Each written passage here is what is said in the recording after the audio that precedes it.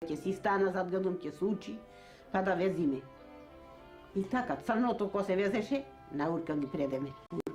Урката вака клаена, ќе тргаме. Ќе предиме конците.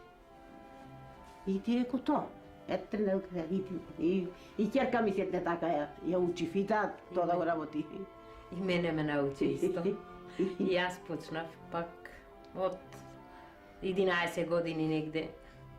Уште се почнуваше од рано, за да се вези. Јас тук со газиен. И така, малечко лампето клаено, пак гледај, вези. Оти са бајлето требаше да се стани да се оди по свињето, по кај овците да се појди, други места, другите работи. И пак да се седни да се вези, кој ќе се сработи. И мораше раното да се станува. Исто и таја така има работено, од рано. Тие пак на кандило има работено. Од рано. Кога дојдов јас од дома, донесов 14 кошули. Баш ка што сум бев нешто посиромашка, ќе навезе една на другиот, па да ми дај нешто, па и јас да се навезам. А овде од кога дојдов везев секоја година.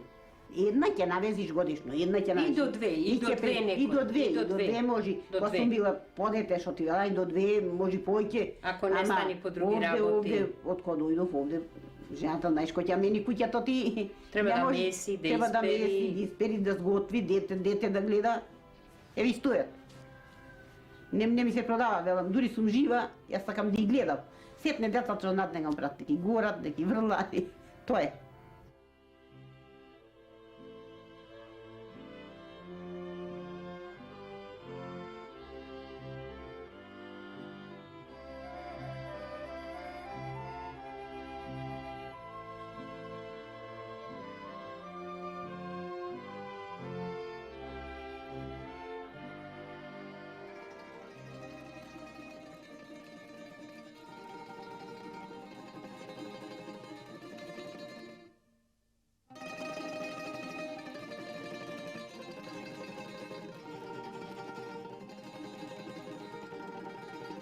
И жалбата наша беше во прво време да направиме еден прекрасен килим.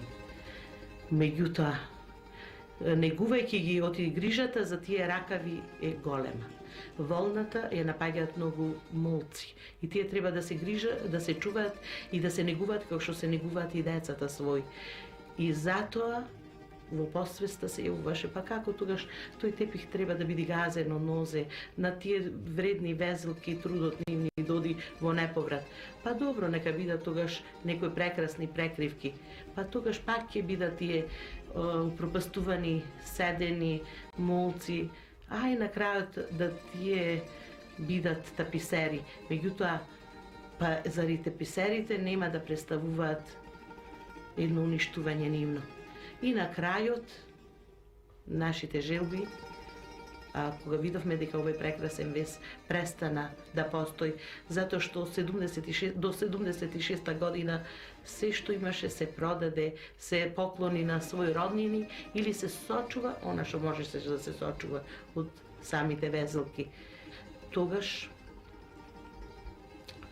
ние решивме да ги покажеме на светот дека ние сме имале толку богати села со толку богата уметничка душа, жени, девојки, што можеле да навезат едни прекрасни кошули, елеци, марами. Изложбата која имавме во уметничката галерија под покровителство на Заводот за заштита на спомениците на културата, природните реткости и галерија, и зашто навистина им сме благодарни. И секако многуте петранки, фиданки и ружи и други анонимни везелки што излегоа на виделината на денот беа на зидовите од галеријата и се нашите битолчани восхитуваа на тие прекрасни везови.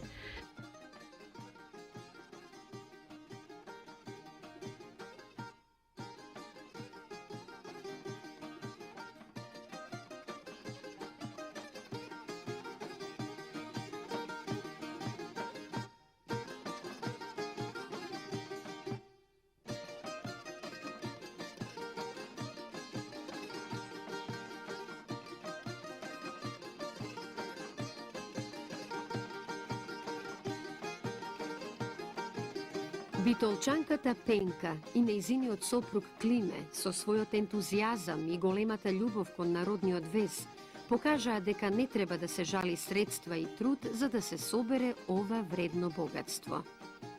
Нивна задача не е и стручно да ги класифицираат собраните везови, тоа треба да го сторат научните работници и фолклористи.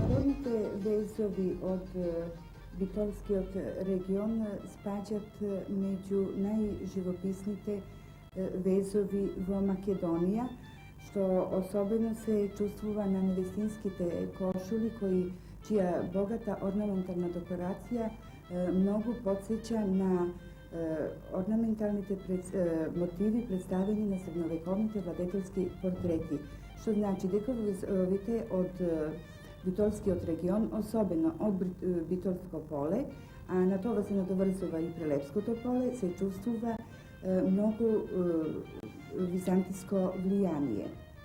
Во старите везови со кои биле украсувани носиите кон крајот на 19-тиот и почетокот на 20-тиот век се одликуваат со богат колорит. Најзастапената боја е црвената во повеќе нијанси, а потоа се сретнува црна, сина, зелена и тоа во многу помал обем и уште некои други бои. Орнаментиката во сите овие региони, од етнички региони во Битолскиот крај се разликуваат. Во Прилепското поле најзастапената орнаментика е геометриска орнаментика, и тоа од наједноставни прави цик-цак линии до најсложени геометриски орнаменти.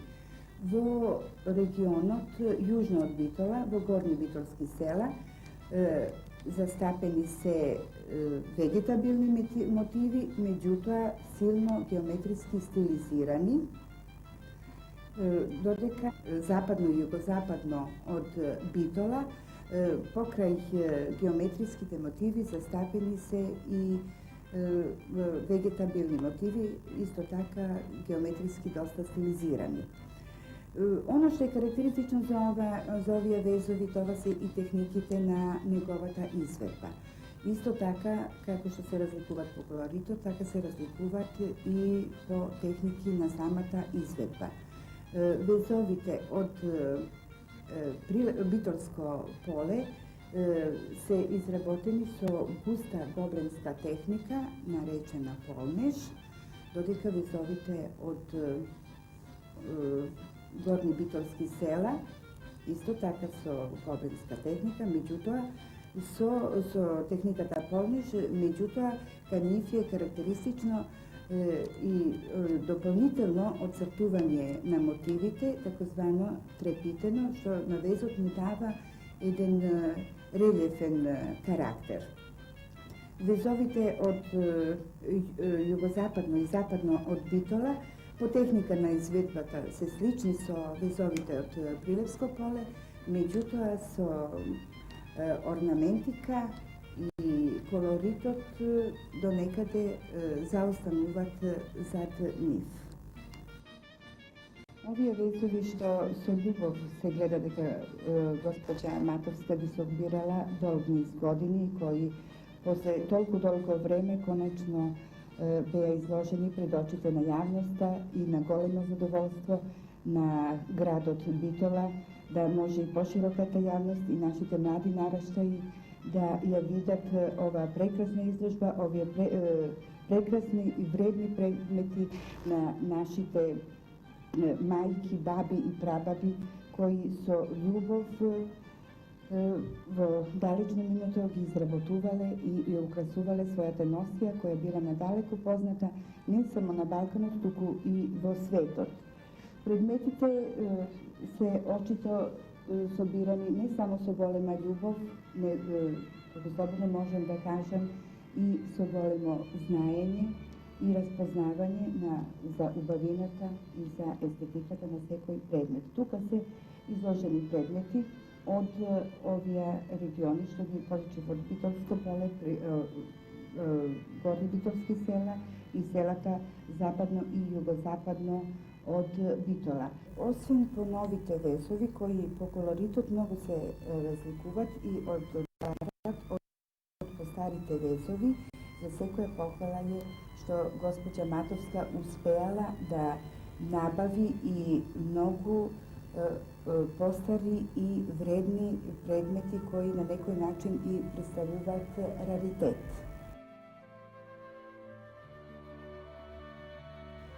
Воскитен сум, воодушевен сум од она што и за мене не беше познато како фолклорист, човек кој што се занимава со народната култура на некоја смисла, од она што го направија Пенка Матовска и незиниот сопруг Климе Матовски, кои што се појавија како изврсни собирачи на народни ракави од народни носи од Битолскиот крај. Ова огромна збирка што тие ја поседуваат, ми се чини дека ретко се најдува, ретко ја има. Таа може да кажеме дека може да се наслови како да е еден вид Гинисова збирка на народни носи, односно ракави посебни. Јас по професија сум архитект, не сум етнолог и само можам да жалам. Затоа што овие ракави, овие мотиви, кај мене само будат некои чувства многу благородни, некои смирувачки чувства, додека етнолозите сигурно во друго светло ги гледат, во друг контекст ги гледат овие ракави. Меѓутоа, формите за мене значат нешто, едно модерно сликарство, речено едно модерно сликарство. И за време на изложбата имав прилика да слушнам многу приказни за везилките, за некои мистериозни работи или како да ги речеме, дека на дел од ракавите везилката оставала мали делови недовезани како девојката, како и на некоја заштита за да не е сопругоиден, да не е кара. То за мене навистина некои чувства внесува многу интересни. А ракавите делуваат и смирувачки, и кога се најдеме пред едно модерно сликарство, тоа што една модерна слика што може да побуди кај еден посетител, то буди и ракаво кај мене.